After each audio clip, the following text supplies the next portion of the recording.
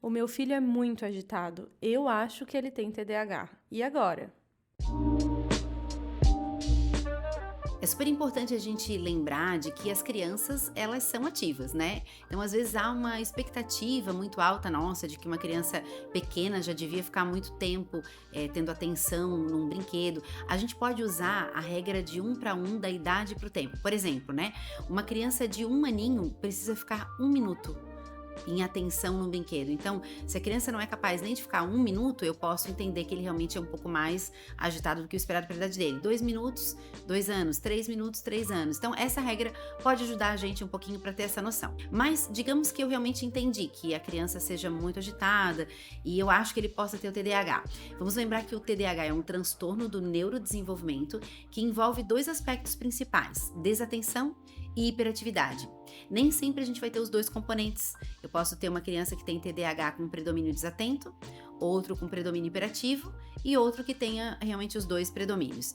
E nós vamos buscar sempre como que essa criança se comporta em outro ambiente além da sua casa. Então, para eu fechar um diagnóstico de TDAH, deve ser feito um acompanhamento pediátrico, né? Se possível, uma avaliação psicológica seria excelente também. E muito importante a gente observar esse comportamento dele em 2 ou mais ambientes. Então, por exemplo, se eu tenho uma criança que é extremamente agitada, né, que a família entende que ela seja hiperativa dentro de casa, mas quando eu vou perguntar para a professora como é o comportamento dele na escola, ele em relação aos seus pares, em relação às crianças da mesma idade, ele também é fora da curva, ele também é agitado demais ou desatento demais, ele tem prejuízo, ele não consegue participar de uma brincadeira de roda, ele não consegue terminar uma atividade por tanta desatenção ou hiperatividade, então eu vou realmente, né, ir atrás desse diagnóstico.